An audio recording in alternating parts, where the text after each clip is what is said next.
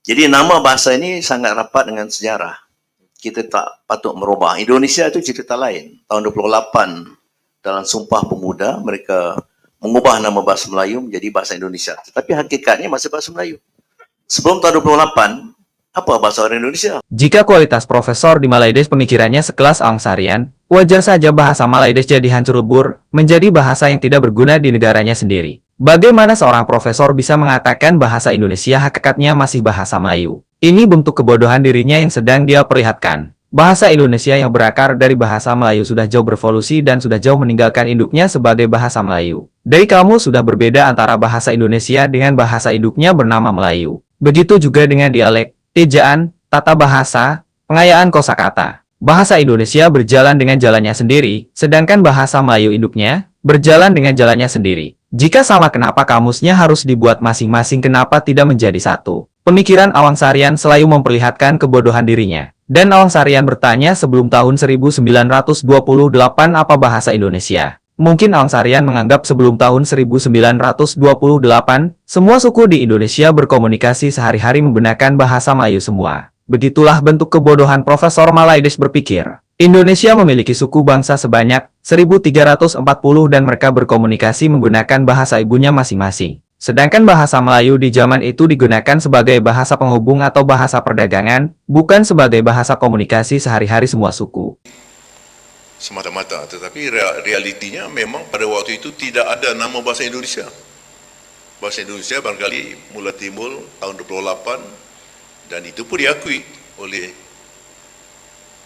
Muhammad Yamin sebagai pembina makna negara Indonesia, Soekarno, Mak Nasir dan sebagainya, bahawa bahasa nasional itu diambil daripada bahasa Melayu.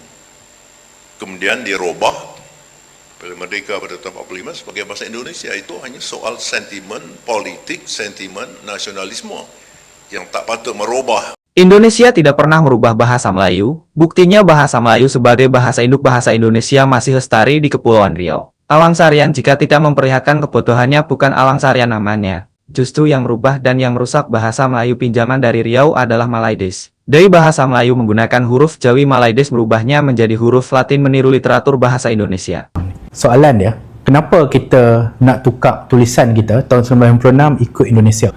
Untuk orang Melayu ambil keputusan untuk tukar tulisan daripada Jawi jadi Rumi, antara alasan dia ialah untuk tujuan kemajuan lah. Sebab dia tengok Jawi pada zaman tu tak sistematik, ejaan pun tunggal-langgang. Dia sendiri pun dah cuba betulkan ejaan Jawi ikut satu sistem, tapi orang tak nak ikut lah apa yang dia cakap tu. Jadi dia kata, kalau macam tu kita ikut Indonesia lah, kita tukar semua tulisan tu jadi Rumi. Sampai di sini apakah Malaides masih belum paham bahwa yang merusak bahasa Melayu adalah Malaides? Seharusnya Malaides mempertahankan bahasa Melayu yang menggunakan huruf Jawi sebagai bahasa negara. Setelah merasa mirip dengan bahasa Indonesia, Malaides leluasa mengambil kosakata bahasa Indonesia dari Kamus Karangan Purwadarminta dan dari Kamus Modern Indonesia. Dan setelah tujuannya Malaides tercapai, mereka ramai-ramai berkata, Indonesia itu ada bahasa ke? Mana ada?